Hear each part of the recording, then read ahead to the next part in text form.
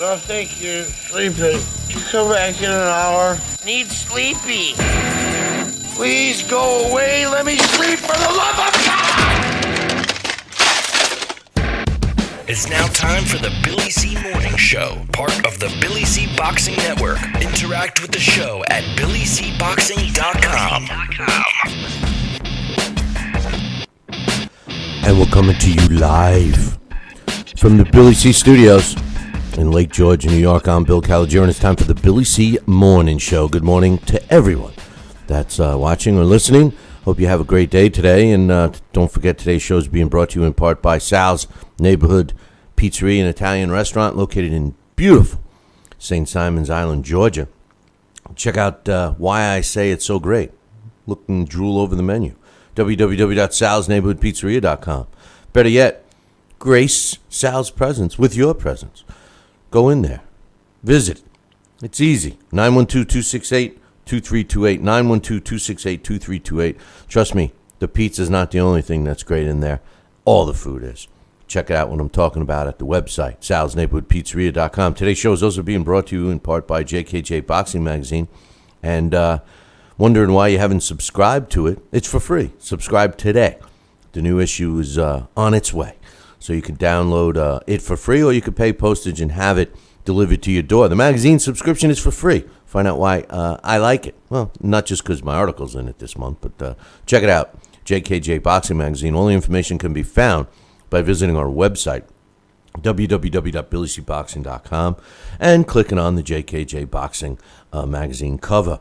And today's show is being brought to you in part by, you guessed it, my book. Tom Molyneux, From Bondage to Baddest Man on the Planet, is available right now where all good books are sold. And you can literally get a copy of it right now by visiting barnesandnoble.com and amazon.com. Find out why we got a 5-star rating across the board, and find out why this book is a piece of history that you need to learn. And it's not just for boxing fans. Get a copy or 2 or 3 or 6. You know, I think everyone should have at least 4 or 5 copies laying around, maybe an extra one. You know, Tom Molyneux, From Bondage to Baddest Man on the Planet. Hey, by the way, if you're looking to get a signed copy, you can visit our website, BillyCBoxing.com, go into the book club section, or come on up and see me. Come on up and see me sometime. I'll be up at the Boxing Hall of Fame doing the card show. We'll get a table, and we'll be selling the book at a discount price, and I'll sign it for you right there. So, FYI. Today is Friday, and it's Fan-Driven Friday, so we're going to open up the phone lines in a few minutes. I'll tell you when, so just hold on to your horses. Got some news to talk about, and I've got a couple of emails to read. Got some quotes on the bigger fights this week. And joining me right now is my man, Sal Rocky Senecola. What's up, Sal? Good morning, Bill. How are you today, buddy? Not too bad. Not too bad. You know, we haven't had much rain here in upstate, well, at least in the Adirondacks. And, you know, I very rarely look forward to getting some rain, but I hope it rains soon. My lawn looks like the lawn's down by where you are, you know. I mean, they're like crunchy, you know, but anyway, we got to worry about that. Hey, before we get started today, you and I were talking a few minutes ago about some stuff in the news today, specifically Muhammad Ali in the hospital with respiratory problems, and some, at least that's what the official statement was, but there are some people around the scene that feel that it might be a little more serious than that. So everyone here, including myself and you, Sal, wish the greatest a speedy recovery, and we hope he does well, right? Absolutely, Bill. Yes, the legend, the man himself, Muhammad Ali. He was such a blazing trend center, and just cut through the forest, and just I'll tell you, self-proclaimed greatest. But I'll tell you, as time goes on, you're not going to find too many people that can argue that he was probably one of the greatest fighters of all time. You know, one of the things that he did, I tell you, one of the bad things he did for the sport is his antics, you know, promotionally, when he would, you know, get the opponents all jacked up, have been, you know, what we see today is a lot of a lot of copycats trying to do what Ali did. The big difference is Ali did what he said he was going to do. You know, Well, he backed it up. Exactly. I can't stand a fighter that talks smack. I'm gonna do this. I'm gonna do that when I get you in the ring. Oh, I'm gonna do this. You know, and then it becomes a deflated balloon. and then it's nothing. It's almost like the scene from Goodfellas when Billy Batts comes back from his little. I guess he went to the federal college over there for a while, and he comes out and they're in the bar one night, and Tommy, who played by Joe Pesci, was like. Going back and forth, banter, and Billy C goes, not Billy B, goes, "You feeling strong, Tommy?" Well, that's the way That's the way some of these guys are. You know, they feel strong for the minute, you know, and when the reality sets in, like, what am I doing? It's like, well, I'll just keep quiet now. Well, I can't back it up. You know, it's like the guys that go to a bar and have a couple of beers, and next thing you know, they're badasses. You know, we used to call that beer muscles. You know, everybody's a badass in a bar. You know, but Muhammad Ali backed up what he said. You know, one of the biggest frauds when it comes to that, I just can't get out of my mind, is David Hay. You know, he talked so much crap, and then he gets in the ring with Klitschko, and he literally runs like a little bitch around the ring, and then puts his toe up on the podium and says that's why. You know, but anyway, we got a couple of emails to read.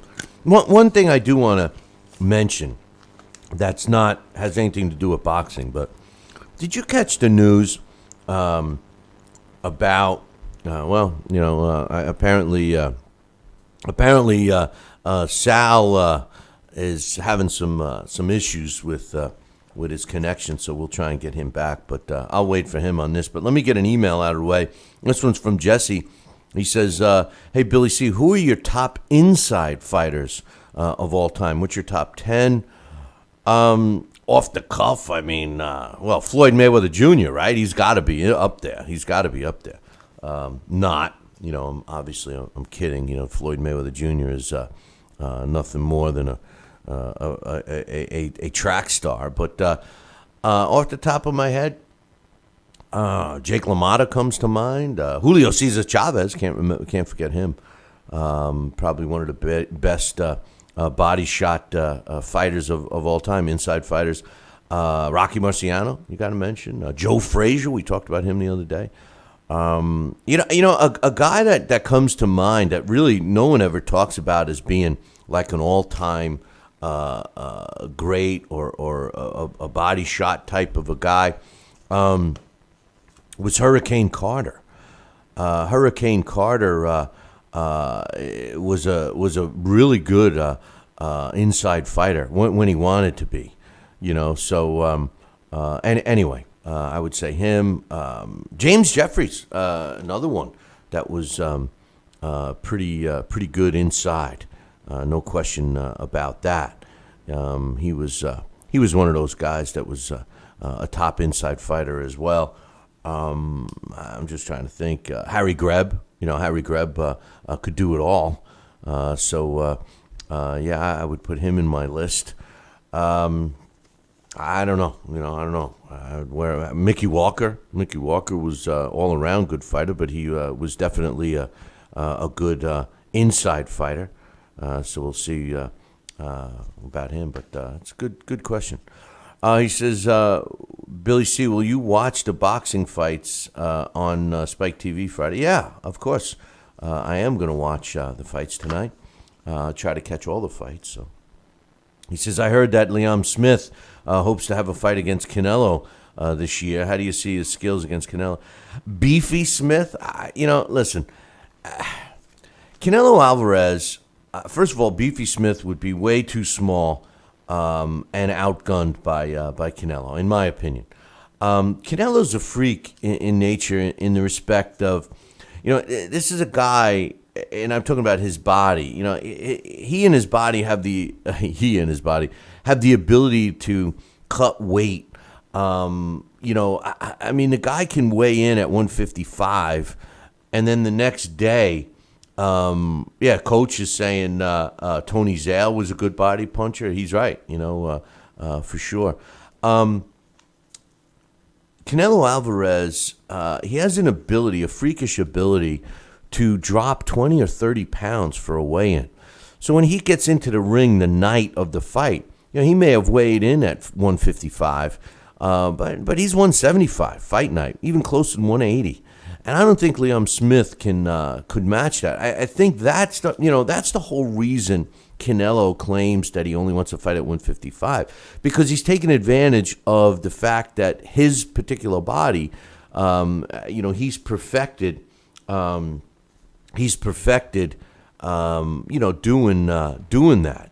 Perfected, dropping that weight and doing, what he's got to do. So. I don't know. I think that I don't think he stands a chance.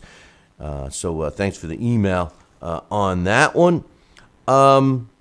Let's see. I got another email. We're going to see if Sal can get back to us here. He's in the chat room telling me that he's on, but I'm looking at the screen and it's telling me his system is down. So anyway. This is from my man Joel. He says, "Hey Billy C, what's your thoughts on tomorrow night's fights?" But he wrote this yesterday. He says, "Broadway boxing event featuring Richard Abril and Jerry Belmontes. I wonder if Abril's long layoff, if Belmontes can play the upset card, which he's done before." Let me tell you something. I believe that Jerry Belmontes is an extremely underrated fighter, and I think that Richard Abril better watch out for him. As far as the rest of that card is concerned, I'm not that crazy about it. Joel says, I see it's available on, and I'm not going to mention where he's looking. He says, I'm going to buy it. He says, I know your stance on web streaming boxing events and how you're against it. I'm not against it. Yeah, let's make something perfectly clear here. I think that boxing should be streamed. I think that that's the key to bringing boxing back to mainstream sports. It has to be streamed on the internet. We are involved in that very, very, maximum. We do it big time with LDL TV.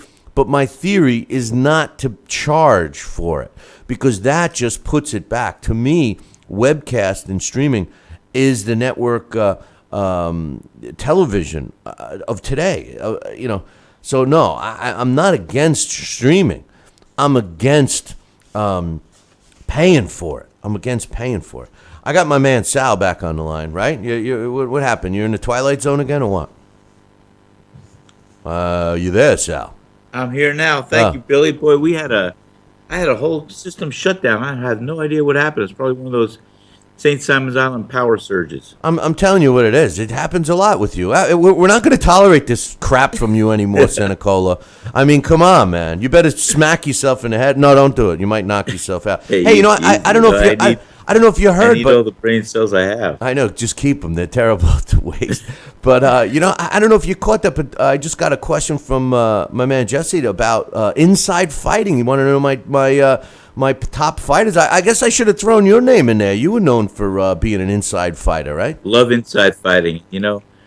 I remember when I was a member of the All Army boxing team. That was part of our drill, part of our training. We'd stand toe to toe, and all we would do for a drill for like 30 seconds or 1 minute, we'd stand toe to toe, and we would just try to land body shots and block, and that would be part of our training, part of our drill, just inside fighting. Look at it was great. Loved it. Look at this. Your boy Coach is trying to stick up for you. He's saying now Coach is in Long Island. Thanks, Coach. Listen, Coach is in Long Island. Okay, so in case if you don't have a GPS handy, let me just say this. Coach is at least 800 miles away from Sal right now. Okay, and Coach is saying, hey, by the way, we had a power surge here too. Yeah, okay, Coach. Yeah, it's let me tell you, it's not associated with Sal's little.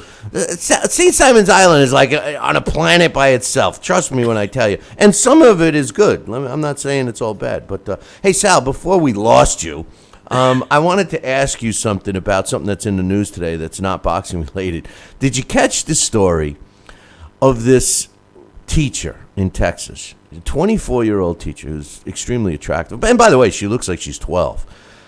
She turned herself in because there was a warrant for her arrest for raping one of her students who's now 14, who was 13 at the time, who, by the way, she's pregnant by. Yeah. I don't know, man. Yeah. Listen, let me just say this. First of all, let me just start off by saying, rape, sex against anyone's will, obviously is a horrific thing, and I'm not supporting it in any way, shape, or form. No means no, whether you're a guy or a girl, right? But let me just ask you something, man. I don't know if you've seen pictures of this woman, but No. if you were a 13-year-old boy and a lot of change is going on, and you got to assume he's a mature 13. I mean, he's not like an immature 13-year-old kid, I would think. And a teacher that looks like her comes on to you. I mean, how is it called rape? I would call it a dream come true, man. I mean, I don't know. I don't know how it's going to stand up. To me, it's ridiculous. They should be spending their time and effort going after the predator type people that are really. I don't know. I don't know. I think this kid. I wouldn't call him a rape victim. I'd call him a pretty lucky SOB. I'll tell you that. Well, I'm going to just avoid this whole topic, thank you. But I will tell you this. It has a lot more to do with the introduction to a minor of things that they should not be introduced to by an adult. And I think, like I said, it's an area I don't want to get too much involved in, but I'm sure beyond the fantasies of a young teen or so, this is something that should never been presented or available by an adult to a young kid, and that's pretty much the stance there. Okay. I guess you got way more morals than yours truly, but and had I was in very similar situations. Were you? You lucky bastard. Oh yeah. Well, that's good. That's good. I don't. As a little kid. I wasn't. But let me read one last email and get some stuff out of the way, and we'll open up the phone lines here. This one's from my man Angel from Madison, Wisconsin. He says, I want to say that I love the morning show format and the inclusion of other sports and topics on, especially on world matters, especially politics. I think it's a good mix. There we go. That's something I'm sure you like to hear, Sal. He says, one topic I want to get your opinion on is when a pro sports team threatens to leave a city if the city doesn't help in financing a new stadium. I'm strongly against taxpayers bailing out billionaire owners in a $1 billion sports league. Why can't the leagues themselves combine their wealth and work with the banks to pony up the cost? An example from my state is our Republican governor, Governor Scott Walker, who promised not to raise taxes and cut government spending. The governor recently passed legislation for the city of Milwaukee to fork up a large part of the new Milwaukee Bucks arena. This makes me sick to my stomach, and it shows how these crooked politicians, no matter what their party are, well, shows how crooked these politicians are, no matter what their party is. Milwaukee is in financial trouble, and now recently the Detroit Red Wings may leave the city if it doesn't fork up $500 million for a new stadium. I've been to Detroit, and parts of the city look like a third world country, and the worst part is when these new stadiums get built, going to a game will cost you $20 for parking, $10 for a beer, $10 for a hot dog, and the ticket cost for the game, you could be talking another $50 or $100 for one game. I got news for you. It's way more than that, my man. Especially for basketball. I mean, you get a cheap seat for $150. But anyway, he says these stadiums remind me of a Cold War between USA and USSR, outspending the other. But instead of weapons, it's stadiums. The Raiders may soon move to Vegas, and I'm afraid to say what will continue to happen is that this won't include possible future maintenance costs and a possibility that a team owner may say, my new stadium is outdated after a couple of years and now move to another. if my city doesn't pay up. What's your thoughts? Good points from Angel from Madison, Wisconsin. I think that he's got a point, but a lot of the cities get revenue from having these teams. But the fact is this, Sal. These pro level teams, Major League Baseball and football, etc. They're out. The cost to go to a game isn't for the family anymore. It's for corporate. And I think that's paved the way to minor league systems where they're thriving and stuff like that. So I don't know. It's a catch-22. What's your thoughts? It is a catch-22. I mean, I have the honor of one of the Atlanta Falcons owners. He comes into the pizzeria and bucks in. When they award Super Bowls, he told me the whole mechanics about that. You build a new stadium or so, or maybe even for the World Series. I think the organizations promise to hold a Super Bowl event or World Series event or something over the next couple of years in that new stadium to bring it the revenue, to subsidize and to bring it the revenue and the attraction and the attention that it's a new stadium and what went into it and all that stuff. They highlight it and showcase it. So it's funny. The outside fans, such as us on some levels of some sports, we would never know what the agendas are and how they're chosen and everything else. So, all we see is a new stadium and a new cost and new expense. We don't know what's going on with the internals, but a lot of that is made, and concessions are made, and everything else goes into it. But I just remember my father bringing me to the old Yankee Stadium and getting in there for a few bucks and buying a hot dog and a burger and well, no, I didn't have beer yet, but root beer was pretty good too. I was too busy staring at all the young teachers when I went to the game. But the truth of the matter is that I had crushes on a lot of my young teachers. Okay, pal. Hey, listen. Let me tell you, my fourth grade. I don't think we should go down this route, but listen. Forget about it. I can name their names right now. Me too, and I will. Miss Radak in fourth grade. I mean, I loved her. But here's the thing. Here's the thing.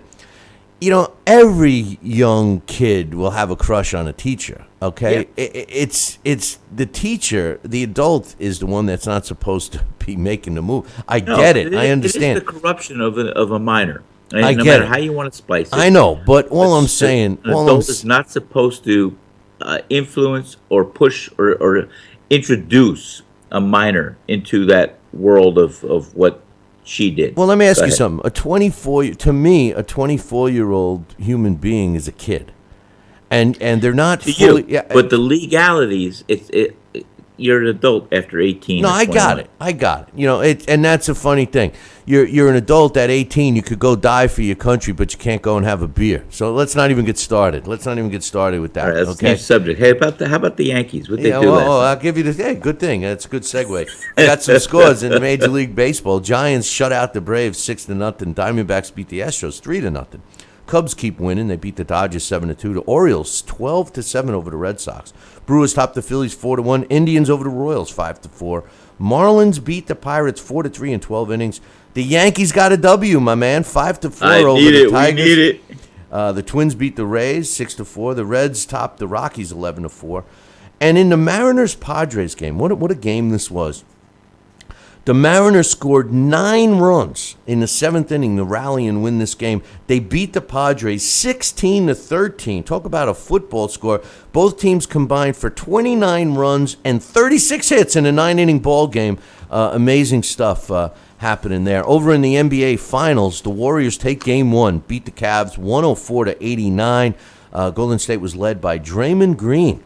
Not Steph Curry, but Draymond Green had 16 points, 11 rebounds, and 7 assists. LeBron James led the Cavaliers, 23 points, 12 rebounds, and 9 assists. The next game is scheduled for Sunday at 8 p.m. on ABC. We're going to open up the phone lines here in a second, but I just want to mention something about Miguel Cotto, Sal. Miguel Cotto came out well, it didn't come out. He came out in public and said that he applauded Canelo Alvarez for dropping the WBC title and criticized the sanctioning body.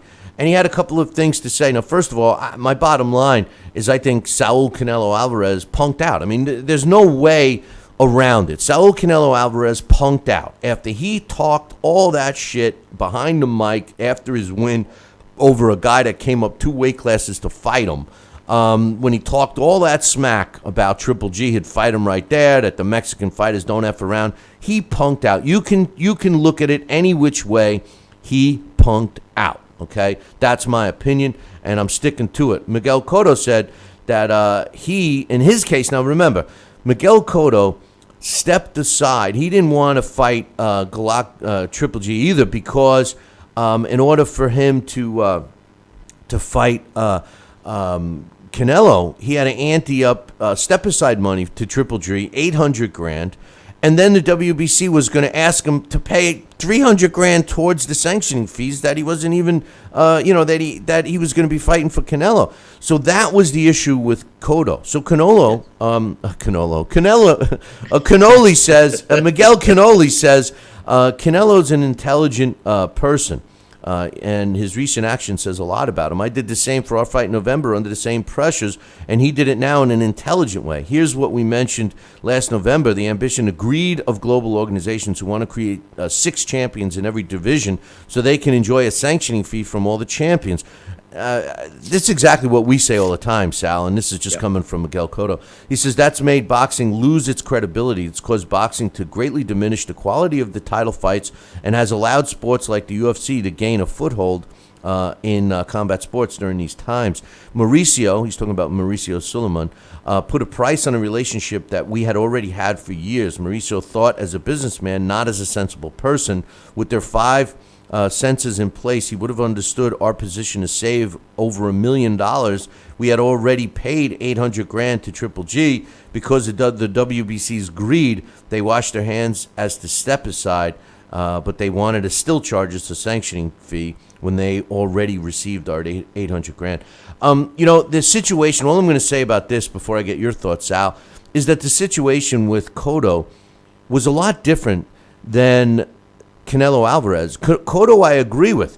He pays the WBC almost $1 million just so he doesn't have to fight Triple G, and then they're asking him for a sanctioning fee to fight Canelo, who incidentally, was the next guy in line anyway. In Canelo's situation, had nothing to do with a sanctioning fee. He dropped the belt, vacated the belt, for a couple of reasons, in my opinion. Number one, he didn't want to fight Triple G. He punked out. That's the number one. And the other thing is he felt that it would be more advantageous for him and his reputation to vacate the belt rather than be stripped of the belt. It's like quitting a job before you get fired. It's the bottom line is that the WBC was being very strong that they were going to force Canelo to fight Triple G. And, in one hand, I don't blame the WBC, but on what Miguel Cotto says about the greed factor and wanting all these champions and collecting all the sanctioning fees is the truth. And I hope a lot of fans see it and understand why people like you and I, Sal, are against all these sanctioning bodies and all these BS titles. Well, again, you're hitting right on. You're opening up those needed items that need to be looked at and known by the fan base as well, because this is what's all driven. This is greed driven, a lot of it. And Canelo Alvarez, although he tried to make a negative into a positive with saying he's looking for Triple G, he wants this, he's vacating a belt to do this, he presented it in another light, another facet. But the truth of the matter is, we think, you and I, that he may have just wanted to avoid them altogether, which would have eventually been some kind of mandatory thing. But these sanctioning bodies, the fees they charge, the agendas that they have, and the politics behind the scenes, it has made boxing a real tough sport to follow, with the anticipation of the natural progression of what should happen for the fan base and for the fighters themselves. Yeah, and not only that, Sal, and I agree with everything you said. Not only that, but what makes it even further a problem for the sport is the fact that promoters and the TV networks, for some reason, feel they can't. They've jumped into bed with the sanctioning bodies because for some reason they feel they can't promote or have a successful show without a title being on the line. So in a sense, they've laid that foundation for the sanctioning bodies to continue to draw blood. Drew Flair's blood from the fighters. Blood, sir. You know, and the truth of the matter is that, you know, the fighters have to, now they realize that the value isn't, years ago, the value in a fighter was showing fans that he would be willing to fight anybody in front of him and fight outside the box and all of those things. Now, you know, a fighter's responsibility is to stay marketable and stay, you know, in demand for a television network and or a promoter. And in order to do that, they got to have a belt. In order to have a belt, they got to kiss some ass and pay some sanctioning fees. And then I guess in a way you could see why these guys don't want to risk losing that trinket or losing a fight to lose value in a promoter or a network's eyes. And the end result is we're seeing all these garbage mismatched fights. Yeah, it really is. It's not the way it should have been, not the way it was intended to be. And you and I discuss off air many, many times what it's going to take to get boxing back in the forefront on the level playing field of how it started and what it's supposed to be. And I think you and I, Billy, have come up with some real good remedies for that. I was just going to say, Sal, you and I are on the same page. We have the answer for that. We have the answer. And maybe we'll announce it sometime in the future. But phone lines are open. Fan-Driven Friday, 845-228-8710. I still think the 13-year-old kid is a lucky son of a bitch. That's all I'm going to say. I mean, if you see her, not only the Fan-Driven Friday, but it is also at Sal's Neighborhood Pizzeria. Billy, have you ever tried our lobster roll? I don't eat seafood, man. I'm not a seafood, but I tell you, your veal was excellent. What else have I had there? I've had. Oh, you've made me some special stuff. I've had. I had the chicken. What did I have? Did I have the chicken marsala, chicken piccata? Yeah. I've had the marsala and the. Oh, I think I just disconnected you, Sal. I'm sorry. I got to get Sal back. I just disconnected Sal here. But let me. Well, see now I'm getting all these people calling in because we opened up the phone line. Just hang tight. No, I got Sal back. On hold. Oh, okay. All right. Good. I said, what happened? Yeah, someone pushed me on hold. No. I'm sorry. I hit the wrong button. Hey, you know what? You're gonna bleep me out. Let me know. Phone lines are open, man. 845-22. I'm like, wait a minute. I had no power surge this time. The phone lines are open again. We all of a sudden I had all these callers calling in, and I went to answer one. And instead of adding them to us, I didn't. You put me on hold. Yeah, phone line is open, 845-228-8710. But anyway, I lost my train. I still think the kid was lucky. I don't know. But, hey, you know, we got some big fights coming up this weekend. I think are decent fights, but we'll get to that in a second. We got someone. Actually, we're gonna get crazy.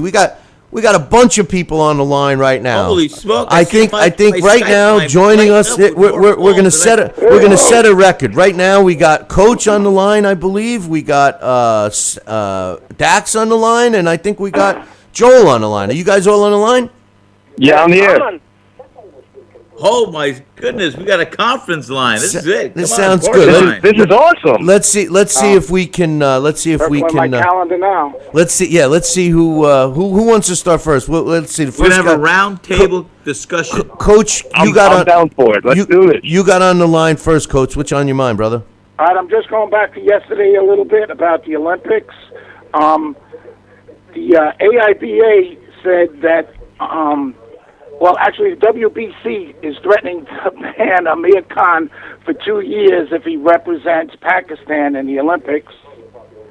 And yesterday, AIBA announced that there's going to be a qualifying tournament in July to fill 26 spots for the Olympics, but the U.S. is sticking to their guns, and they're not going to send any pros. You know, I saw that. I saw that, Coach. Yeah, I saw that the USA said they're not sending any pros. But my thought on the WBC is simply this: who the fuck does the WBC think they are. They're not. I mean, let's be Can we blunt. say that? Yeah, no, we're not. We can't. But here, let's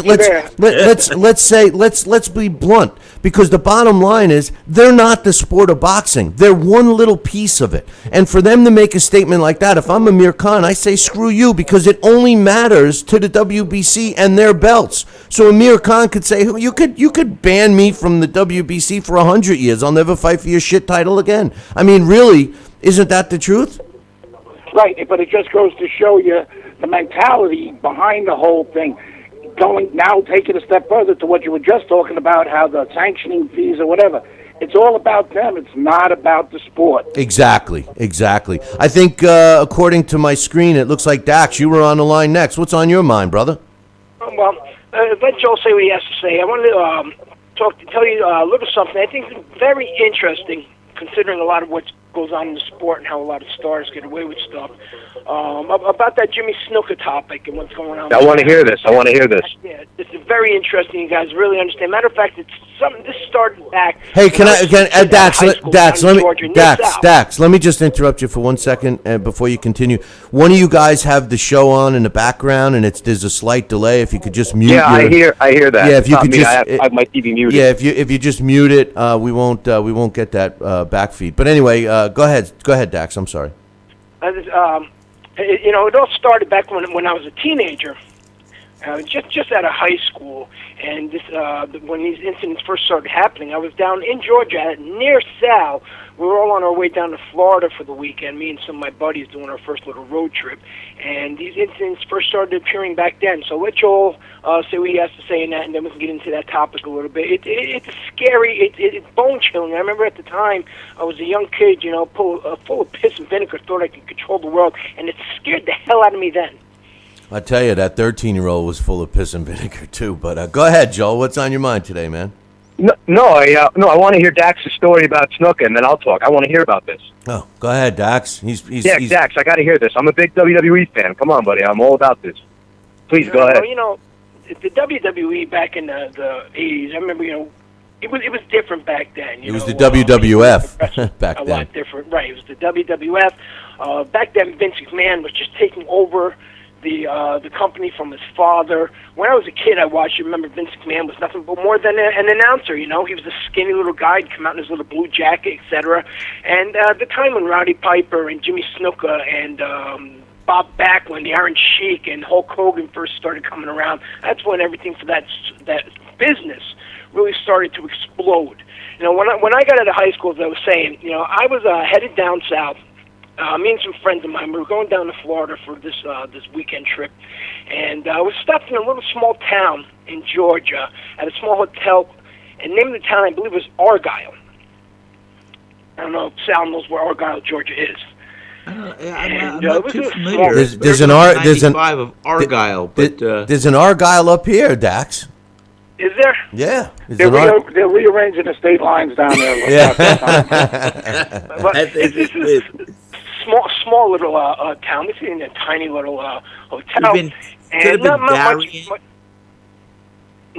much to do there. I come across this paper, and I'm sitting in this room, and I'm reading it. And again, I'm a big wrestling fan, and Jimmy Snuka's name pops up in this article, and it mentions these incidents that Jimmy Snuka had been recently involved in. The first one I'm reading, it mentions an incident that took place, I believe it was in Charlton, North Carolina, when the police were called about a lady who heard a noise in her hotel room. Jimmy Snuka opens up the door, and the police see a woman on the floor. She's full of blood. And Snuka's taken in. He's questioned. The woman goes to the hospital, and they're asking what happened.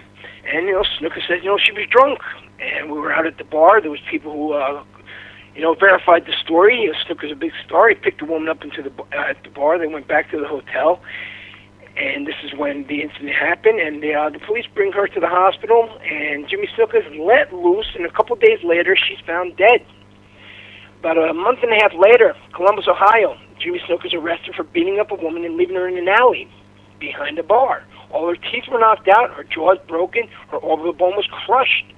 Snuka is brought in for questioning, and there was a lot of excuses.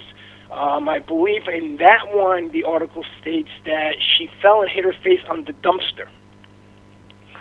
And then in Avon, Indiana, about 2-3 months after that, Snuka was questioned in the death of a girl he had been arguing with, and that he was seen taking away from one of the shows. And they were seen arguing outside a bar. Then about a half hour later, they were seen kissing in public. The police bring him in after she was found a couple days later with a broken neck in a car about 100 miles away from Avon, Indiana. And then in Clive, Iowa, I believe it was, Snuka and another girl were seen together at a bar. They were having a good time, and then all of a sudden Snuka just gets violent. He gets violent and starts fighting with other guys there because somebody tried to step in when Snuka had grabbed the girl, and she threw her to the ground, and he kicked her. And as the situation escalated, the police were called out. Snuka was arrested. He was out on bail just a few hours later. That girl, Snuka was seen with, again, about couple, 2-3 days later, I remember the article saying, and police come to the hotel room about, a call, another one of these fights, and Snuka and this girl are in there. The girl's bloody. She's incoherent. She's laying on the floor. She's missing all her teeth. Her shoulder was dislocated, I remember the article said. They had both been drinking. Snuka gets brought in, and he says that, she tried to hit him. He was defending himself, and they both fell. And Snuka was let go. A couple days later, the girl, she was found with her neck broken again. Another girl with her neck broken. The guy who writes the article, this about a year and a half after that, he had started writing articles on everything else but pro wrestling. And somebody had did an interview with this guy, and he would not comment on anything about the Jimmy Snuka story. He did. And then there was an investigation to Vince McMahon at that time when people were questioning Vince McMahon and WWF about any of these incidents, because every single time one of these took place, Jimmy Snuka was traveling on the road with the WWF. In the Jimmy Superfly Snuka story, I believe, I can't remember the name. I think it's called the Jimmy Snuka story. Jimmy Snuka actually hints about this murder of this young girl that, Nancy Argentina was from Brooklyn, and he murdered her in Allentown, Pennsylvania. Judge Kelly Benach down there just declared Snuka incompetent for this trial. So the question here is really, how long has this guy been doing this? How many incidents can take place where, okay, you know what, it's accidental, and then after a while it's not accidental anymore? Do the McMahons and the WWE, then the WWF, how much do they really know about this? And how come all these incidents that took place in these small towns just ended up, just more or less being shoved under the rug? If anything like that would have happened in a major city, this would not have gone away. If any major city, it doesn't even have to be a huge major city, but a city with some sort of police force that has a newspaper, a credible newspaper somewhere around that, and the cops come to a hotel room, and a girl is on the floor. She has her teeth knocked out, her orbital bones are broken, she's full of blood, there's blood all over the room. This isn't going to go away. How long has this man been doing this? And it's scary to know that this guy's been out here all these years doing this, and how many times hasn't anything been reported? Interesting stuff. I will say this, just to answer a question, at least with my opinion. The reason why small towns don't do it's the same thing as when, you got, and obviously it's a totally other side of the spectrum, but you get a building, somebody wants to come in and build a major building, and it's against all the local town codes and all this stuff, and all of a sudden it gets approved, and meanwhile you couldn't put your addition on your house because you were 10 feet too big. And the reason why small towns end up caving in is because of money. They don't have the money to battle the big money, in this case the WWF's lawyers and all of that stuff, or whoever would have been representing Snuka. And that's why a bigger city, they have more funds to defend against that, and maybe that's why they shoveled under the carpet. I don't know. It sounds pretty crazy, and it sounds a little more than coincidental, but I guess like you said, Dax, we'll never know, Where is Sheriff Taylor and Opie in these towns? Exactly. That's the kind of towns that they're in. That's the whole point. Andy Andy can't do it all himself, Coach. Crazy stuff. And Barney tries. Yeah, Barney tries, but he's just a bumbling buffoon. But crazy. Now I got everybody on the line. Let me ask everybody. Well, a let question. me just you were saying about the WWF. I mean, when I was a kid, I remember guys like Chief Jay Strongbow and Ivan Putski and Killer Kowalski, Bruno Sammartino and Valiant Brothers, all before the real Boogie Woogie Man, Jimmy Valiant. Jimmy Valiant, the Valiant Brothers with Captain Lou Albano was from Mayapack, New York, you know, and I lived near there for a while, so it's crazy stuff. Though that's when it was real fun, and then the WWF took over with, like you said, during your era with Hulk Hogan and everything. That's when it really started making some big bucks. But anyway, what were you going to say, Dax? I had a question for everybody here before I left. As far as just back to the Olympic thing real quick, not only is the WBC against it, but so is the BBBFC. I know Robert W. Smith, the General Secretary, he came out with an official statement that they don't support that whatsoever in Great Britain at all. Yeah, I talked about that yesterday. You know, the BBBSC and the ABC of boxing, you know, they're all we don't like. But listen, you can make the argument that, and at least I'm make the argument that they're all just as bad as a sanctioning body, because with the BBBSC they do have the authority in England, but the ABC does not. They're a voluntary group that everybody belongs to, all the commissions. And you know, it's almost like their reasoning. You know, Mike Mazzulli was saying, oh, because of the safety of the boxers, you can't put a pro against an amateur. But all of that stuff is BS, because it depends who you're looking at. If you're looking at the USA fighters, like Coach pointed out yesterday, and, you know, listen, you can make an argument if they're the only ones that you're looking at. They're mostly kids, you know, they're mostly inexperienced, etc. You know, 20, 30, 40 amateur fights. You know, but when you look at has a similar system. But not every country does, Coach, and that's the point. My point is, you got another country that you know, these guys have 200 and 300 amateur fights, and they're fighting international tournaments against fighters that are better than some 20 fight pros here in the States. So I mean, you know, you got to make sure you look at the whole picture. You can't blanket it all. That's my whole point. And I personally think that if there was some restrictions of, if you're a pro, like you got to have so many fights, you can't have you know, accomplished you know, X amount of fights, or accomplished a certain rating or whatever, or you couldn't if you competed as an amateur in the Olympics, you can't go. You know, if they establish some kind of guidelines, it could actually help the sport of boxing. I'm all for not guidelines. Can't have guidelines. Well, you know, something that says you can only go in. No, I know, but my point is that, don't you think? Yeah, guidelines. Who follow? We don't need no stinking guidelines. But you know, I mean, the point is that my theory is I want to help the sport of boxing, and I'm willing to do whatever we need to do to help it, not hurt it. You know, I think greed is hurting it. I think all these sanctioning bodies are hurting it. You know, the fighting between the amateurs and the World Series of Boxing and the AIBA, et cetera, you hear me say all the time about the division in the sport of boxing. Well, this further divides it, you know, and we need to bring it together. My fear is that taking the Olympics and giving it to the pros will take away a step in the possible development of fighters, because now everybody will just jump to the pros because they're still eligible. And even if you want the pros, if you're going to make that move, then you have to all go by the same standards.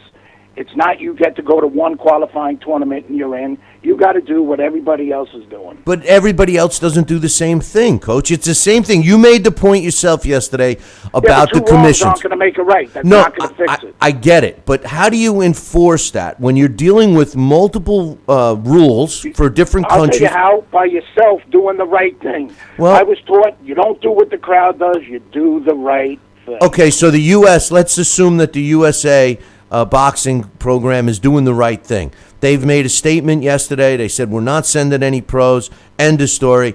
And then the next complaint is going to be, 6 months from now, oh, well, the USA team did shitty again. We didn't get any golds. Or we get a surprise development guy, and we actually win a gold medal, like we beat the Russians in a hockey game, and now kids still thrive to develop their game.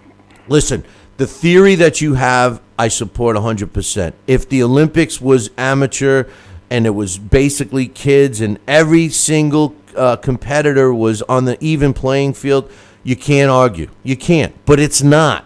It's not. You know, and for us to be the good guys, just like we get into a war with some other country, we bomb them, then what do?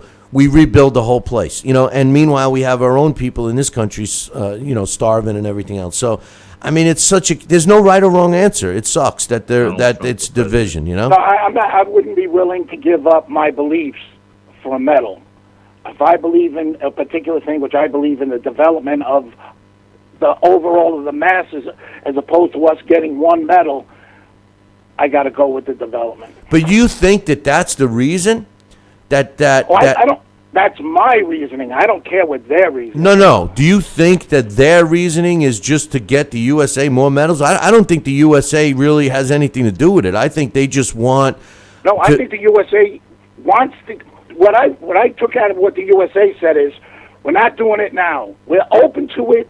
Kind of like what I said, in the future, if you adjust the rules and do whatever, but we're not sending anybody now. Right. Well, it was very unlikely that anyone would be able to send, because the AIBA said in their statement that they must qualify like anyone else. And like you said, that's why they added that thing. They added a qualifying tournament in July just so that could actually happen. Well, like which is unfair to everybody that already went through the work. Well, that's what you pointed out yesterday, which makes a lot of sense. You know, these guys that are going through these series, accumulating points, similar to like NASCAR.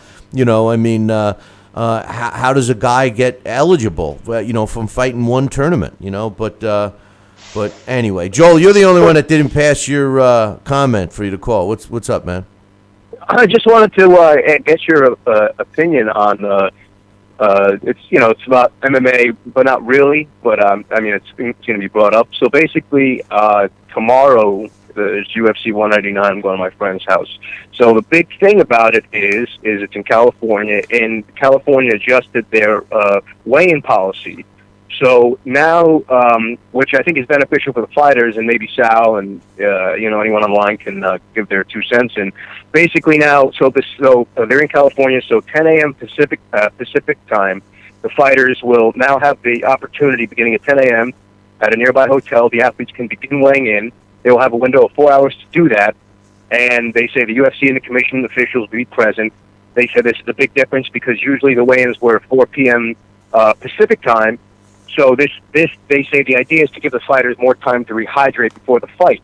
So I wanted to ask you guys what you think, if this is a positive thing all around for the fighters, because this is really what it's about. What are your thoughts on that new weigh-in policy that's being governed by California Athletic Commission? Well, let me just ask a question so I understand. And I know one of the commissioners of California. He's a good guy. He used to be in Georgia, actually. Sal.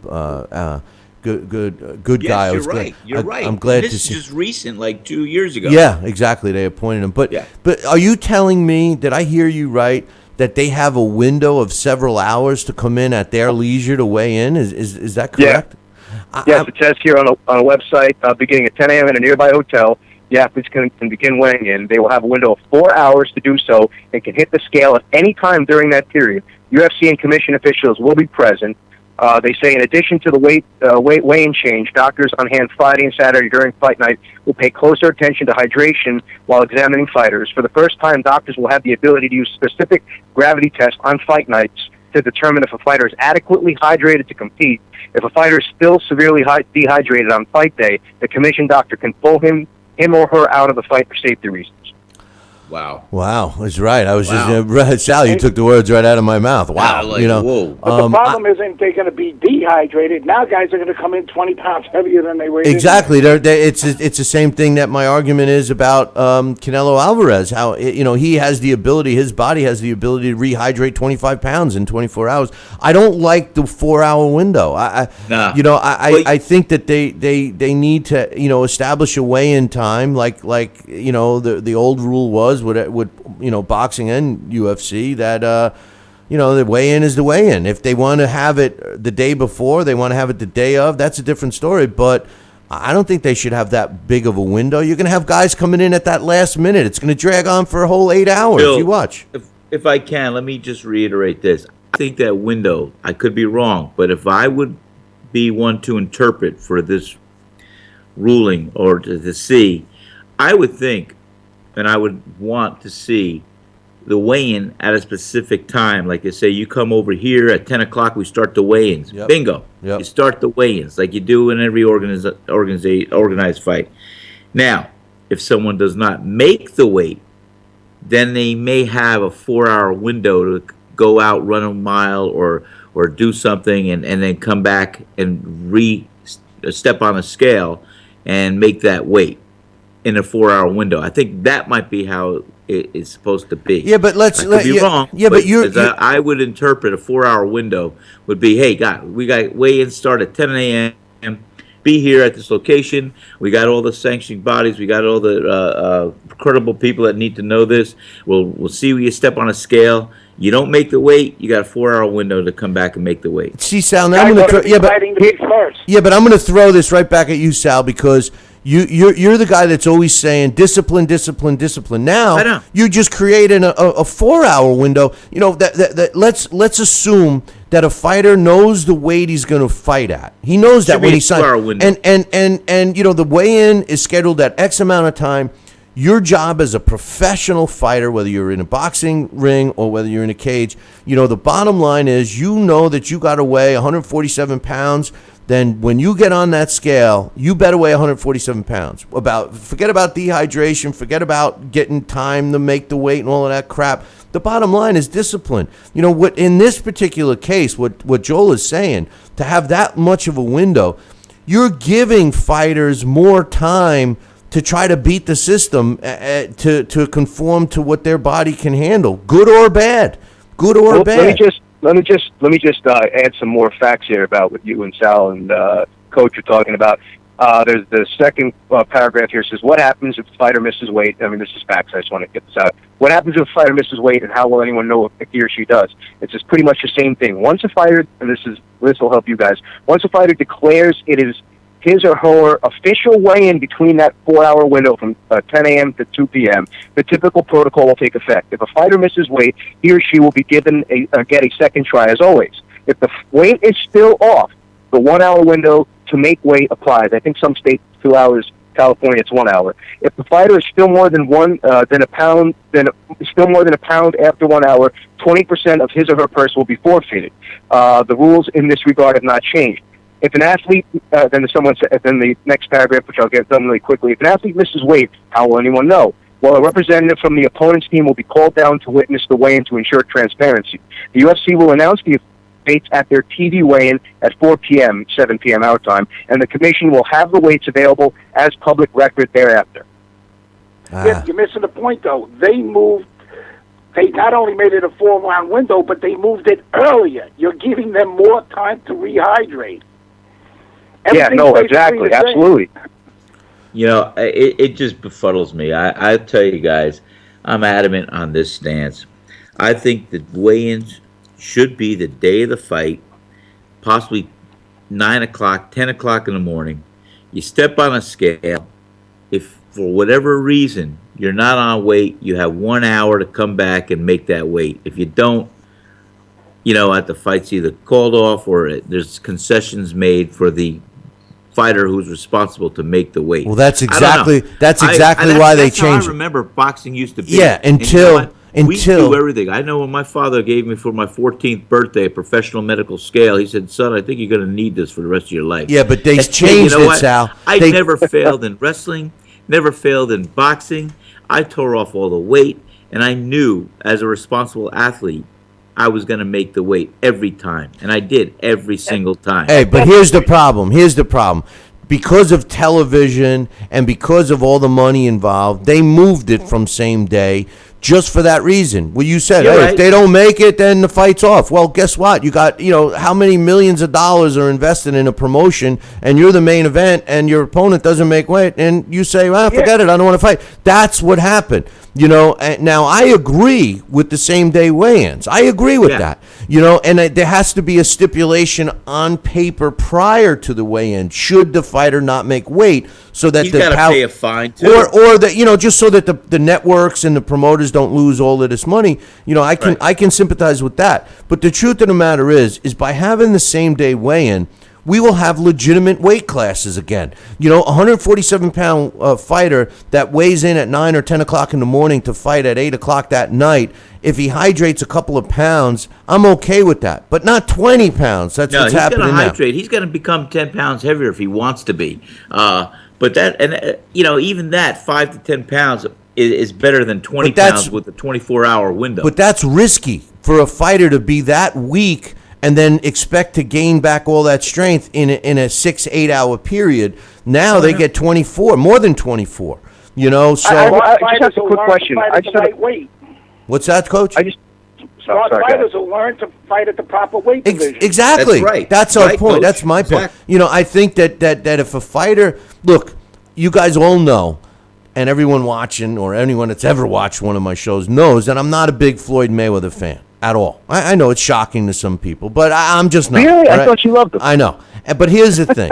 Here's the thing. I got to give Floyd Mayweather oodles of credit, because here's a guy that is never more than 5 or 6 pounds away from his fighting weight, ever, Yeah. whether he's fighting or not. He's the one who started the trend of, I'm not getting back on the scale. No, but The fight goes on, and I'm not getting back on the scale. well, that's, Who you know, followed that's, him? Broner followed him well, a month later. well, you know, I mean, listen, Floyd has done a lot of things to permanently destroy the sport of boxing, but the one By thing, definition, the problem is if you enforce the rules, sooner or later, everybody will line up. well, that's the truth. The truth of the matter is that if we want more safety for the fighters, because, and I'll use the Saul Canelo Alvarez as an example again, and even Julio Cesar Chavez Jr. is a good example. There's certain guys that can you know, lose a lot of weight. Oh, hey, Sal, what are you shuffling a deck of cards? Come on, man. Letters. You know, I mean, come on. Can you wait till you get off the air to do that? I mean, come on. You know, I mean, it was a great mic you told me to get. The bottom line, right? Was that a spider I heard just walk across the table? But you know, the bottom line is, you know, some people have the makeup. Their body has the ability to dehydrate and lose 20 pounds for a weigh-in, and then put that weight back on and not really hurt themselves. And now that person has the edge over someone that can't. That's the problem, in my opinion. And that's why we have injuries and all these other problems, because fight night, you got a guy that could possibly be 20 pounds heavier than his opponent. Absolutely, circumventing the whole reason weight classes were made in the first place. I agree. Right. I agree. And I got a quick question. You know, I'm sorry. Well, the reason why I just mentioned, I know you mentioned the BBFC yesterday. The only reason why I mentioned that again today was just because you had mentioned the WBC, and I was saying, and I was just reiterating that, you know, they're not the only ones. Now, as far as the amateurs, I agree with Coach on the development, but also because something that Coach always says, and you say, Bill, I say, a lot of us say, you know, boxing has become so WWE-like that it doesn't matter what it doesn't matter whether guys are coming in on weight. It's that shtick that guys have. You know, when there's two guys right now in this sport who I believe are probably two of the most refreshing guys in the sport that are going to be future world champions, and they have what I always call, you know, the it factor. But because of the way the sport is nowadays, they're never going to be able to excel in that situation. And it's not Kovalev, obviously, and it's not Triple G. You know, Arthur Beterbiev and Alexander Usyk are two guys who are fantastic, fabulous amateur fighters. And as professionals, they are, you know, their skill level, some say it's not proven yet, but when you look at their resume and the guys that they've beaten already in less than 10 fights, it's amazing. You know, Arthur Beterbiev, 9 pro fights, he's already beaten 2 world champions, and they weren't badly faded world champions. He's beaten undefeated prospects, same thing with Usyk, and these guys are scary. They are exactly what everybody used to want to see in a fighter. They are the Mike Tyson guys without the drama. You know, they have that confidence. They come in there and they blow guys out, and they're talented, and they are never going to get the recognition that they should. They're never going to get the accolades. They're never going to get the admiration of fans that we used to have for fighters for fighting at such a high level, knocking high-level guys out, performing, doing everything we want to see in fighters, coming in on weight, no excuses, no anything. They are the epitome of what an old-school fighter is, what a new-school fighter should be, and these guys are never going to get their accolades. They're always going to get buried to the bottom of the pile, and no matter what they do, the new modern-age fan is always going to find a way to say they're overrated, they're protected, or they're a Euro bum. Let me tell you something. The Beater fighter is a great example of the Olympic discussion, because here's a guy that had, similar to Lomachenko, what did he have, 300 amateur fights? And you know, here's a guy that enters into the pro ranks immediately better than most of the other pros. You know, so there are exceptions. What? Let me tell you this, guys. Remember back in '76. Remember my window 80, but remember the 84 Olympics. We had stellar boxing teams for the United States in the Olympics. And I was just talking about the '84 Olympics too, Sal. No, I know, but we had 5 gold medals, I think it was, and a couple silver or so in bronze in the '76 Olympics. No, I mean with somebody else, Sal, not today. I'm sorry?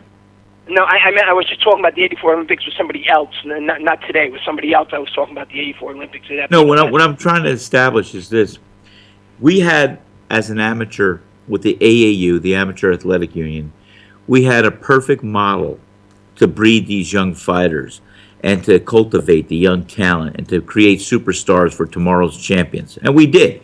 You look at '76, you look at the '84. Prime examples. We had world champions that evolved from those gold medals. Now, what happened to the United States boxing model from those stellar periods to today that translates to today's poor performances that we now yield in the Olympic Games? I don't think it's the model. I think it's the quality of the fighters. I think it's the quality of the trainers that are getting these fighters into these positions. But I really don't think our model as the Amateur Athletic Union to yield the potential best that we have as far as amateur fighters in the Olympic Games really needs to be tweaked all that much. And I told you, I was adamant when I first heard about pros joining the the Olympic Games. Although I see Billy's side of it, I still feel funny about it, and I don't think it's the place where pros should be in the Olympic Games. But I want to know what happened to our model to cultivate that young talent and to let them shine in the Olympic Games. It was perfect. It shouldn't have been broken. It should have been tampered with. And if it wasn't, then it's either the quality of the fighters coming up through the ranks and how they're brought along, or the quality of the trainers, or lack thereof. That's it, Al. That's it right there. You said it. Just like we always complain about kids of today. You know, they're not like when we were kids or like when our parents were kids. Same thing with trainers in boxing gyms. Nowadays, the trainers, just as much as these fans, not the old school trainers, but these younger trainers, they see these kids and everybody's a star. You speak about this to a lot of people who have gyms and have been around the business for a long time. They say, you know, a kid comes in and they're sparring inside a week, 2 weeks. You know, they're having their first amateur fight within inside a month. That's not how you build a fighter. And these kids are rushed along and they're just pushed through. And even in the amateur rankings, these kids are just given the easiest opponent in the area, and they're rushed into the pros. They're not made to do the proper steps to build them into a proper fighter. How many kids do you see today at amateur shows? They can't even throw a jab properly. They have no stamina. That's because listen. It's the trainers from the beginning, and that's trainers. what you have. Yeah, but You know, it's not just I that. had more than one life, because man, I know with all the knowledge, I feel like Mickey from Rocky. I got all this knowledge up here, kid. Yeah, but listen, I could cultivate. I could make a champion out of anybody if I had that I could recognize, because I know what it takes. The bottom line is what we've said all along: the pool of fighters, the pool of trainers, the pool of gyms are not like they used to be. So when a fighter comes in, if a kid comes into a gym, first of all, there's no gyms anymore. There's workout complexes. You know, I mean, you don't go to stinky gyms. Nobody wants to go to a stinky gym. They want to go to a fancy, all chrome this and chrome that type of facility. So when you get a kid that goes in there and wants to actually fight, of course everyone rushes to judgment and gets him in. It's the same thing. We don't have good teachers, like Sal said. Well, the reason is because boxing has become a part-time sport. It used to be a trade. You'd start off in boxing, sweeping the floors or whatever, and you become an amateur. You'd go through your amateur career. You become a pro. After you're pro, you were a trainer. You were a gym owner. You were in the business. You were a boxing person. That's another reason not to like the pros in the Olympics. But you're taking a step out. Yeah, but you want to know something? Yeah, but you don't have that. You don't have that anymore. That route. Yeah, but you don't have it. What money is it really in a gym? No. Hey, I'm in Georgia. You know what? I have a fantasy, and Billy, you and I talked about this.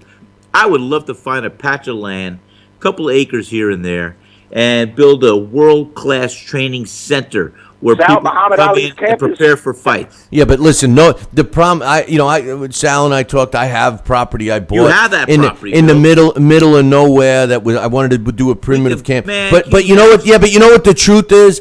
What young person would want to go up and not have access to a cell phone or nothing else? I mean, But that's what it takes. That's the old school. Well, it's like Rocky IV with the Soviet Union when he goes down there. I mean, that's serious. I mean, what life imitate art, art imitate life. You have to sacrifice. You have to sacrifice to be great. Now, the bottom line is we don't have... Greatness has a cost, pal. Greatness has a cost. Can I make a point you want to be about the something amateur special, program? you got to deny yourself some of the things that are so easily, readily available to everyone and by the masses. Yeah, go ahead, Coach. The amateur I want program to say something the coach has done. What I believe the problem is. You look at any other sport, there is a sequence of development. Take baseball. The kid it starts out at T-ball. It's usually some dad coaching the team who used to play baseball himself. Not as Little League. It's a little bit more modified, a little bit more organized. The coaching gets a little bit better.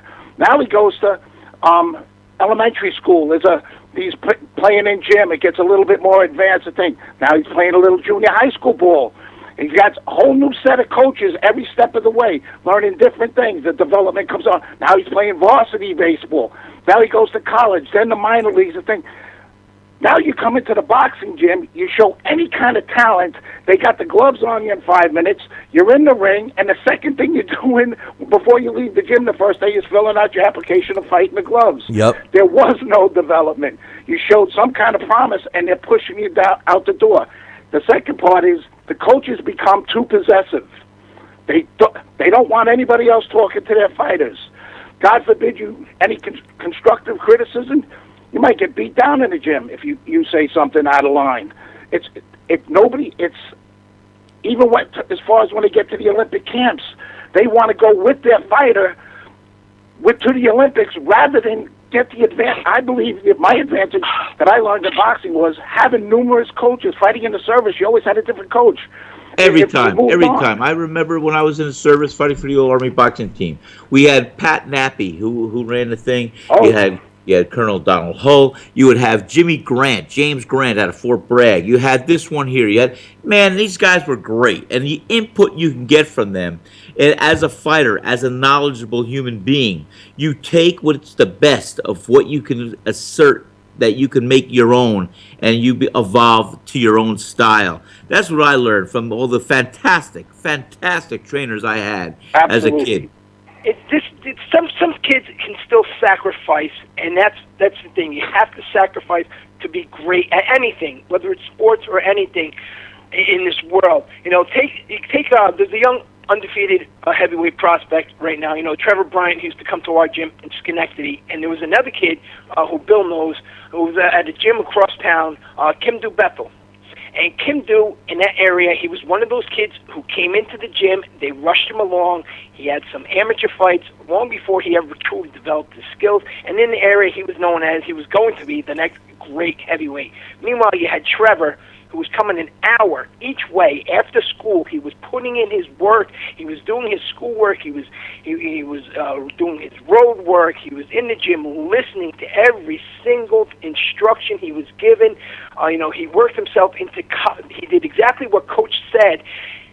In terms of progression, we had him on the local scene, and then Vince brought him to the Nationals, then he went to the Junior Olympics, and then he went to college. He actually went to college on a boxing scholarship. He got himself a degree. In the meantime, he was able to meet Stacey McKinley, and he's signed with Don King right now. And Trevor went through those stages while Kindu Bethel is nobody. Why? Because he was rushed along, and he just thought that, I can fight, because his trainer let him do whatever he wanted to do. And right now, I think Kindu Bethel's about 440 pounds. He hasn't beaten, he never beat a guy with a winning record. And you have Trevor Bryant, who just little by little sacrificed everything. This was a kid who was raised by a single mother, and he had this dream ahead of him, and he didn't care what else was around him. He wasn't going to be distracted. He wasn't worried about the blood, the sweat, the tears, because that kid let a lot of them out. I've seen it myself. And whether he wins a world title or he doesn't win a world title, he had that mentality of, I am going to do this. I am not going to fall off track. I am not going to let anything get in front of me. Even if the obstacle is close, I'm just going to keep running until I know I achieve my goal or I've done my best to get there. And that's what we lack today. But Trevor was lucky enough to be hooked up with Vince Kittle at a young age, and Vince Kittle kind of took that father role to him, which a lot of trainers used to do with their fighters. They were a mentor to them, and they didn't look at these kids as a potential future payday. Keyword there, mentor. Yeah. Well, I just got a question, if I could. Say something. Yeah, because we're gonna start to pack it in. So I want to. Come on, Bill. You don't want to go on further? Well, no. I want to see if I want to see if we have any other callers with some thoughts and stuff, because we could talk about this for 8 hours. You guys know that, but go ahead. I just wanted to say that I want to ask this to you guys. Back on the conversation with that I started out with, I just have a question. I published on Twitter, social media yesterday about the California weight cut. So someone had responded to me. I'm trying to figure this out. So Sal, Coach, Dax, Billy, you guys can answer this for me, because I'm trying to figure this out. Someone said to me, with that California State Athletic Commission new policy with the weigh-ins, it'll prevent fighters from dropping too much weight. So fighters who may be who normally maybe 155 pounds, maybe want to drop 2 weight classes. It'll prevent that. I'm just trying to figure out how that makes sense, because I'm missing something. Maybe I'm a little slow, but if you guys could just fill me in on, because I was trying to figure that out, how that could prevent someone from dropping two weight classes, in an MMA fight. You need time to get rid of that weight in a safe way. You can go without eating for a couple days, and you can sweat everything out. When I say without eating, just minimal. In this sport, the history, whether or not it's in this sport or a lot of sports where you got to cut weight, Joel, guys have gone through extremes. I know there was a guy that used to actually go and get the what they call the colon cleansings to lose weight. He would go a couple days without eating. He would actually get a colon cleansing, and he'd lose like 10 pounds just to make weight. And take Oscar De La Hoya when he fought Manny Pacquiao, and you see how he drained himself so much. The body is only meant to drain themselves to a certain point. Losing too much weight can be just as, if not more dangerous than the hydration. If guys make a lot of an issue coming, saying, we'll take Chavez for an example, saying, he came in 20 pounds heavier than Sergio Martinez. You know something? The disadvantage and the most dangerous situation in there was Julio Cesar Chavez Jr., because this is a guy who taxed his body too much. And even though you rehydrate that much in those 24 hours, your brain sits on a pool of water, and that water has not rehydrated, even though the rest of the body has. And that's where the punishment comes in. Every time your brain is moving, it's just hitting the side of that skull, and this is what really taxes the body, and that's what causes the damage in there. But aside from the brain damage, what people don't think about is this taxes your other organs. It taxes your kidneys. It taxes your heart. It taxes your stomach. It abuses the body. Dropping down too much in weight is more dangerous for the guy doing it than the opponent he's going against. So let me just ask this then. So I'll ask all of you guys, and maybe you guys can all chime in. I know Billy wants to see if he can get on the caller before we wrap it up, but I just want to ask, so what, to end this topic about the California Athletic Commission's new policy, because we've spoken on both sides. So I'm going to ask you. Let's just pretend we're all fighters. Sal, you do still fight, and you did. So what would you rather have if you're a fighter? Maybe I know you could think about your opponent too. So it's kind of tough how to think about this, but No, I guess you can ask me and I'll tell you. All right. Would you rather be severely dehydrated, or would you rather come in maybe a little heavier, or your opponent come in a little heavier, so that things are that you what would you rather have? Someone that's maybe 20 pounds heavier, or the danger that someone's going to kill themselves because they're severely dehydrated trying to make weight? You know what? Again, it comes to responsibility. I fought as a lightweight. I got down to 135 pounds. I started as a junior lightweight. I would have my walking around weight at 165. And, even for this last fight, I came down, I lost 30, 40 pounds 3 years ago. It is all a matter of discipline. And like you guys said, you know what? It's the responsibility of the athlete. You don't have to tear it off a month before the weigh or 2 months before. Let's give some responsibility and accolades to. Look at who chooses a life as a jockey, or look who chooses to become a gymnast. Do you think they're freaking at the Baskin Robbins like Gavones or Burger King and eating all the crap that's available to them? No, they're disciplined. Again, I'm going to use the equation that every athlete has to look at. Is the prize worth the price? Because if you're responsible and you do it right, there's got to be a price. And if you are one that says, hey, I'm going to fight as a lightweight, that means I can't have everything available to me when I want it, and I've got to do it right, and I've got to take up a little knowledge of nutrition and how I could prepare my body in a good way to lose 30 pounds where I'm going to be hydrated, where I'm going to be, I think it's the responsibility of the athlete, and not just to be a yes man and to do things, but to have the kinesthetic sense and have the ability and have the opportunities to know where he is best as far as his weight class, whether it's fighting or walking around or whatever he's got to do. For me, I think my best weight was at 135 pounds. When I had fights at welterweight. I had fights at junior welterweight. And you know what? But I felt sharp, lean as it could be, and proficient to punch for bell to bell for 10 rounds as a lightweight. And you know what? Guys do that. It was my responsibility to do it right, not to tear it off inside 4 weeks, not to do this, but to live the life of a fighter, to make sure I was going to get the weight off correctly. And, I know it's not your answer you wanted, but I think there should be a weight class or weight classes that are attainable for an athlete without jeopardizing his hydration factor or this and that. And I think, they should be whatever they could do to do it right. That's it. But I think the weigh-in should be the same day of the fight, and I think a lot of things that fighters should do, they should take responsibility and live the life of a professional. Fighting. I agree. That's very well said. Fighting more frequently. Fighting more frequently. Well, in the we old fought days, every month. We fought a couple times a year. Well, in the old days, your body is honed in. It's Right. used to it. You're walking around. You're not taking a year or two off every time. Well, I took 25 years off. But anyway. But that's the key. When fighters used to fight more frequently, they were in better shape longer periods of time. Because fighters Bill, today, you've said before, which you made such a good point about. Today you see a big name fight 2 or 3 times. Oh my God, they fought so much. I remember you said that on the show, and you preached this before. You said back in the day, before, like around, before I was born or around that time, you said the guys would fight more frequently, and it goes back to that. That's very well said. yeah, and well, the thing that it does is, and if you look at the records, even the greatest fighter of all time, Sugar Ray Robinson, you'll find a lot of, cupcakes, bums on his record, but you'll see that he was fighting a lot. And the fighters today, we jump for joy if they fight 3 times in a year.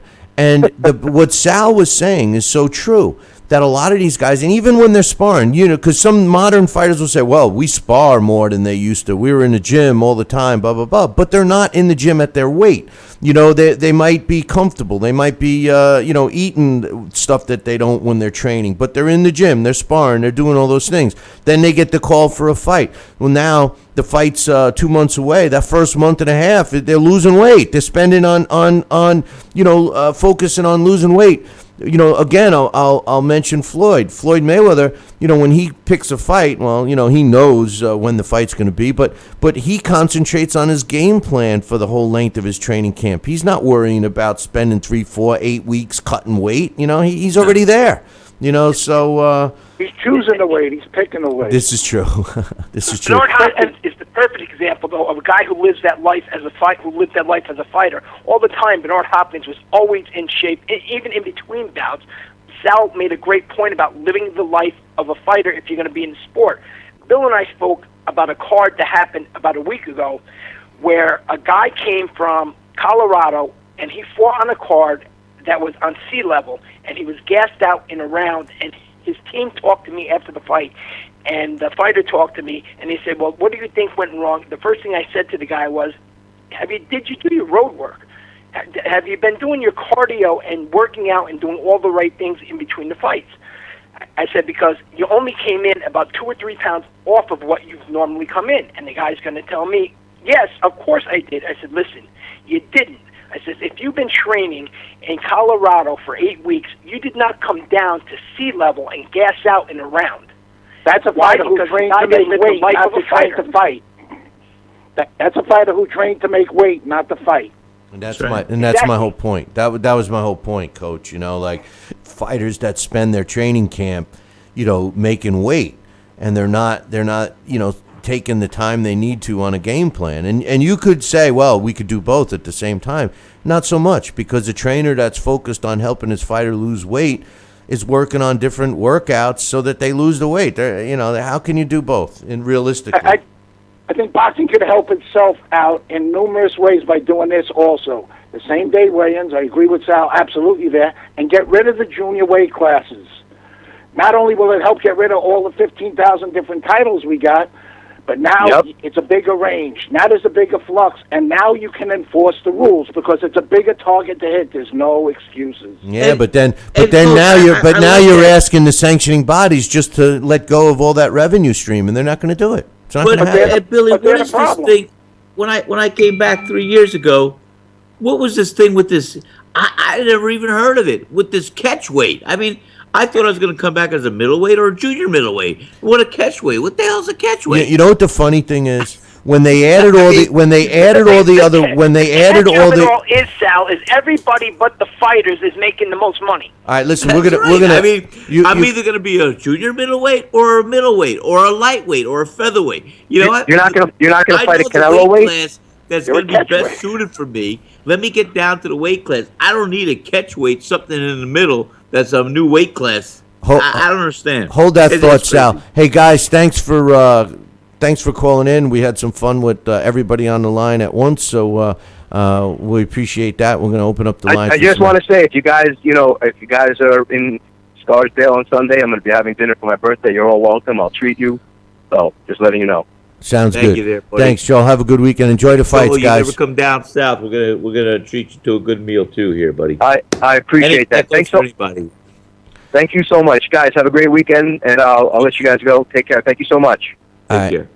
Take care. Bye bye. So Sal, the point is like what you were saying, with the weights and stuff. I mean, the bottom line is that when there was only 8 weight classes, you had a catch weight. They were still catch weights. People think that there were no catch weights, but they had all the extra weights. The juniors to accommodate all the different catch weights, so to speak, Well, and then now to suggest that you have catch weights within catch weights is ridiculous. It's ridiculous. It's ridiculous. If you like have- I said, you have enough weight classes. I think from 8 grew 12 or 14. I don't know. 17. But 17. hey, for any, and some of those really lower weight classes are only separated by 4 pounds. You mean you could Exactly. you I could mean, have a what healthy does it take? a Get healthy a weight class. healthy visit to the bathroom, and you just entered another weight class. Phone lines are open. We'll take one more caller, 845-228-8710. If you have any comments, questions, concerns for me and my man Sal, 845-228-8710. Sal, there's a couple of decent fights scheduled for this weekend, and one of them in particular is in the lightweight division. Rancis Barthélemy, who's undefeated at 24-0 with 13 knockouts, is taking on a guy, Mickey Bay, who a lot of people regard for some reason as one of the better lightweights out there. And they had some press it's going to be on Spike TV tonight. They have some press conference quotes, and what I think is pretty funny is Mickey Bay, and he said, and I quote, "You'll see a throwback fighter in there." He's referring to himself. "I'm like the fighters from back in the day. I'm here looking for a victory. I don't care how I get it. I can't predict it, but we want to have our hand raised at the end. I'm coming to get what's mine. Don't miss it." Okay. All right, Now, here's the thing. He's 22 wins, 1 loss, and 1 draw. He's got 10 knockouts. No disrespect to Mickey Bay, but he is as far removed from being a throwback fighter than you will ever see.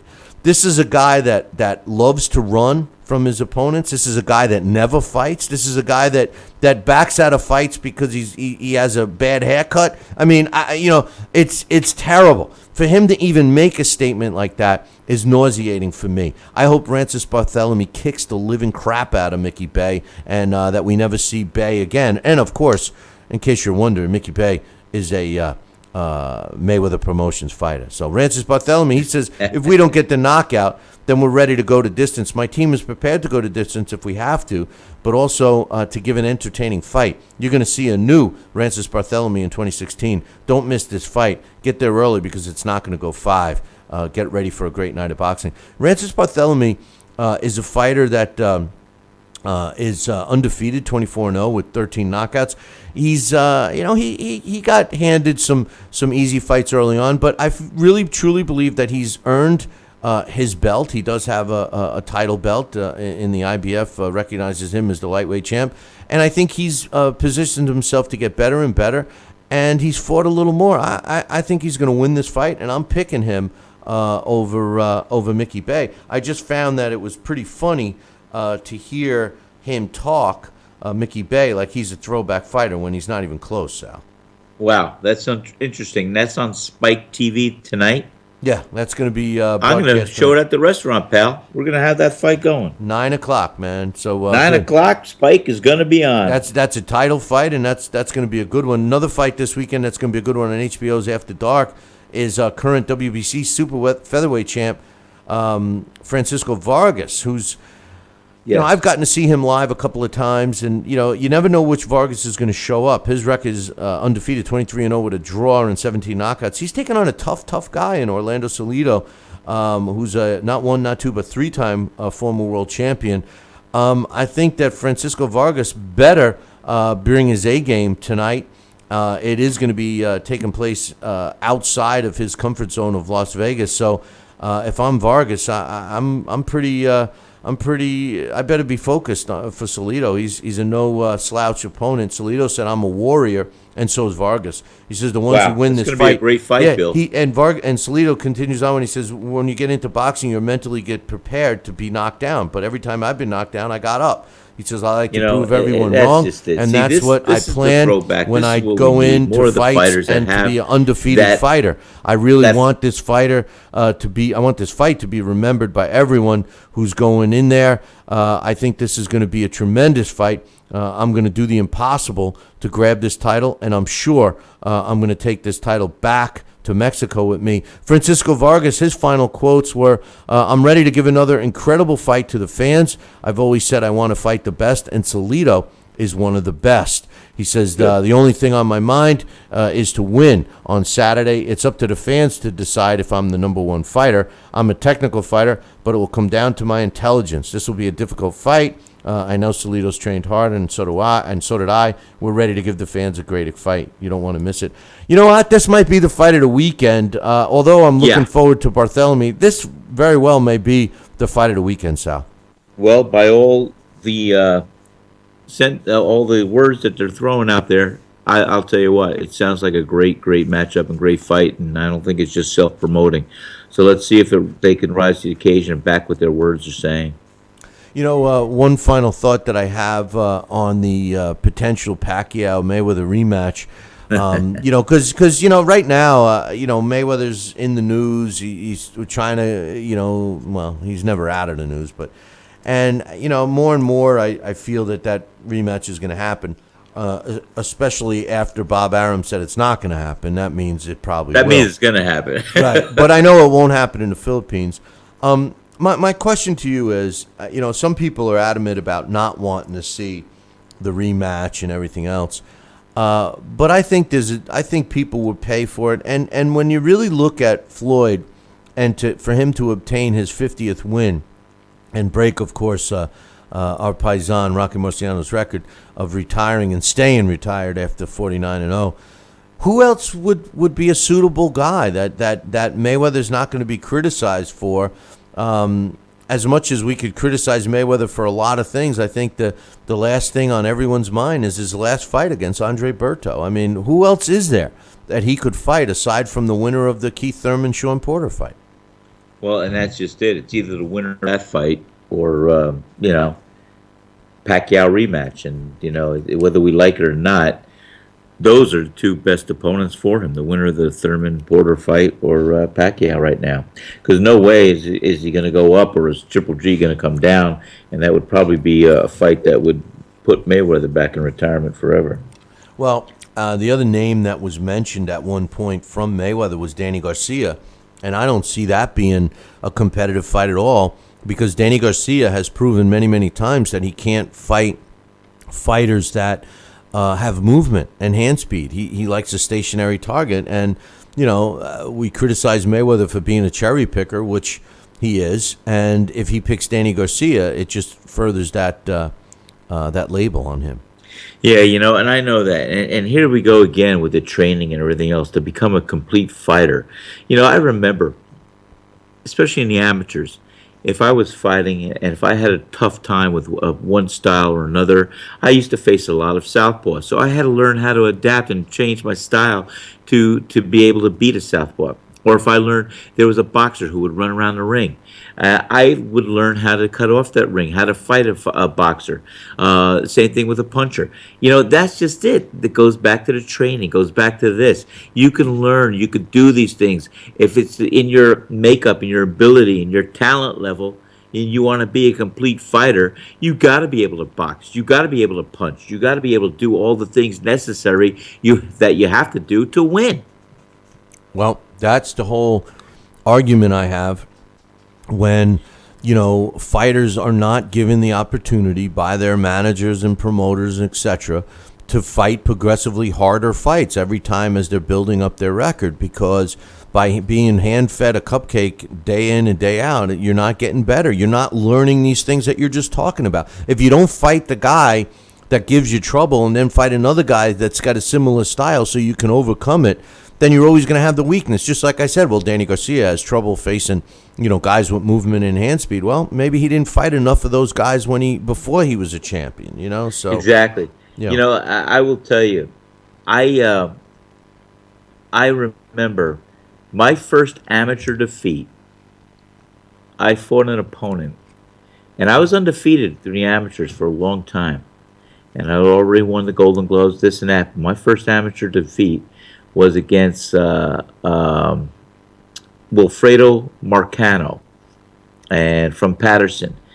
This guy was such a boxer, and he just tagged and ran and did whatever he could do, but he used that ring, and I was like, holy smoke, what the hell did I walk into? It was the first time I was in the ring with a guy like this that could just hit, run, move, was nowhere to be found. And I was like, wow. And this is still early on in my amateur career. So my trainer said, we're going to have to teach you how to fight that fight and how to beat this style. Yeah, cut off the ring. That's when you learned how to cut off the ring. Do other things. And sure enough, I went to school, and about 6 months later, we met again.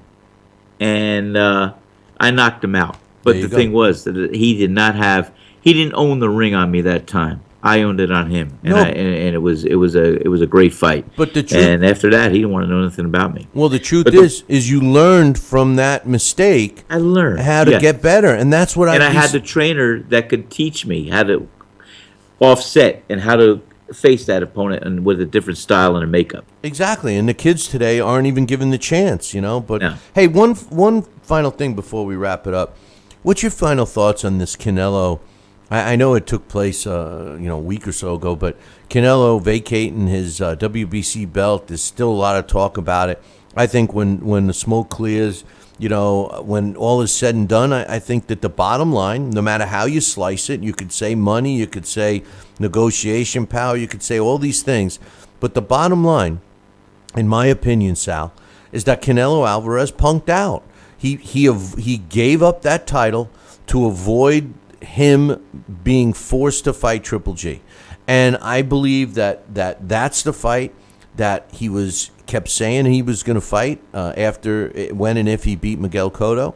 That was the fight he said he was going to fight when he was granted a voluntary defense when he chose Amir Khan, and Triple G owned up to his end of the bargain. He stayed calm. He had a voluntary defense, and then all of a sudden Canelo makes it like he's bigger than Triple G. He's bigger than boxing. He's bigger than a title, and he walks away. And at the end of the day, once again, the boxing fans get screwed. So my opinion is Canelo punked out. After all that trash talk, Canelo's a punk, and I don't think there's any ifs, ands, and buts about it.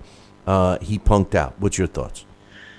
Well, it's going to be pretty much, I'm going to tell you right now, Canelo Alvarez and Triple G, in my mind, are two of the best fighters out there on a lot of levels for a lot of reasons. I like the way they work. I like their ethics. I like the way they are disciplined. These are professionals who take fighting as their craft, and they live the life of a fighter in and out of the ring. And I like the way they progress. But you have a title belt. It takes so long and so hard and such cost to get a title belt. I don't care what the sanctioning fees are. If you're making millions of dollars, you have some money set aside for a sanctioning fee. You have this, you have that. You don't give away a belt. You don't forfeit a belt for other reasons other than what you're suggesting, that maybe he didn't want to face Triple G. And I will tell you this, in my heart of hearts, I'm with you. I don't think Canelo wants anything to do with Triple G right now. And I think Triple G will destroy Canelo. And I think that will definitely hurt Canelo's future. And I'm going to say it right here and loud and for everyone to hear. I don't think Canelo wants Triple G as much as he's touting he does. And if he wants to put himself in some posturing situation where he can say one thing, know that the other's not going to happen, well, that's what he's doing. But I'll tell you what, Canelo Alvarez will not be able to beat Triple G on a level playing field right now. Ever. And what he's trying to do is, come on, it's no secret. He's trying to let some time pass. They want to build that up. And all the while, he's still in his 20s, and, Triple G is in his mid-30s now, so. If this fight takes place within the next 6 months, maybe even a year window, Triple G will hurt Canelo. Triple G can hurt. There's not a fighter out there in Triple G's weight class that can beat Triple G. Triple G, in my opinion, pound for pound, really should be regarded as the best fighter. I know. Roman Gonzalez is up there too, and he's so small. And pound for pound, if he was a heavyweight, he would be a killer. But I think that nobody controls the ring like Triple G. and I think he's the best active fighter out there right now. You said earlier, how hard it is to get a belt. That not really. I know what you meant in theory. You know what I meant. I'm talking about from my generation. Well, yeah, I'm coming back for a belt tomorrow. And even before that, it was even harder because with 17 weight classes, we got 73 world champions. It seems like it's not that hard, but I mean, it's hard for me. I would never get one, but I know. But you know what? And you used to see fighters not even getting title shots till after they had maybe 40, 50 pro fights, maybe 30 pro fights. Oh yeah. Well, that gets us back to the other discussion. But anyway, let's do with our trivia question today. I'm not going to do any music because we're commercial free today, but. Today's trivia question is the same one from yesterday. On the line is your very own copy of the Title Bout Championship computer game, which is a simulation game, which is pretty good stuff. I got the answer. Karnak the Magician. Well, no, you're good Jack answer. Dempsey. Good answer. Good answer, but no. The question is, what do Ted Kid Lewis, Dave Shade, and Young Stribling all have in common? Now, I've gotten a lot of good answers, but none of them are correct. And some of them were correct, but not the one we're looking for. Okay, some interesting facts about all three of these guys, but the one we're looking for is specific. What did Ted Kid Lewis, Dave Shade, and Young Stribling all have in common? If you're the first one to email me the correct answer, Billy@Talkin Boxing, that's TALKINBOXING.com, you'll win a copy of the Title Bout Championship computer game. So good luck to everyone on that one. And finally, Sal, on this day, June 3rd, a lot of stuff happened in the sport of boxing. First and foremost, in 1991, Tommy the Hitman Hearns wins a 12-round decision over Virgil Hill to win the WBA World Light Heavyweight title. It took place in Vegas. Tommy Hearns, as everyone knows, was a former welterweight champion, moved all the way up to light heavyweight. I believe he even fought as a cruiserweight and won a trinket there, too. So Tommy Hearns wins the light heavyweight title on this day in 1991. On this day in 1974, Oscar Alvarado knocks out Kochi Wajama in the 15th round to win the junior middleweight title. It took place in Tokyo. On this day in 1927, Joe Dundee wins a 15-round decision over Pete Latzo to win the world welterweight title. It took place in Madison Square Garden in New York City. On this day in 1991, here's a guy I remember watching. He was a martial arts champion, and he fought and ultimately won this world title. On this day in 1991, Troy Dorsey knocks out Alfred Rangel in the first round to win the vacant IBF World Featherweight title. It took place in Vegas on the same card as Tommy Hearns. On this day in 1975, Lupe Pintor wins a 15-round. You remember him? 15-round decision over Carlos Zarate to win the WBC World Bantamweight title. It took place in Vegas. On this day in 1972, Betulio Gonzalez knocks out Socrates Bartolo in the fourth round to win the vacant WBC flyweight title in Caracas. On this day in 1989, Zot Chikolata wins a 12-round decision over Yong Kang Kim to regain the WBC World Flyweight title. It took place in Thailand. And on this day, Sal, June 3rd in 1991, Chiquita Gonzalez wins a 12-round decision over Melchor Cobb Castro to regain the WBC World Junior Flyweight title, and that took place in Las Vegas. All on that same card, by the way. Troy Dorsey, Chiquita Gonzalez, and, of course, the Tommy the Hitman Hearns fight. Talk about a big night of boxing in Las Vegas. That is what the difference was back then compared to what we see today. You used to get a night of fights when they were televised and on pay-per-view or whatever. They were all top-notch fights. Today you got to suffer through, 3 garbage fights that you don't even want to watch to see one good fight, That's the truth, Bill. Such is the state of boxing today, pal. It's so true. It's a shame.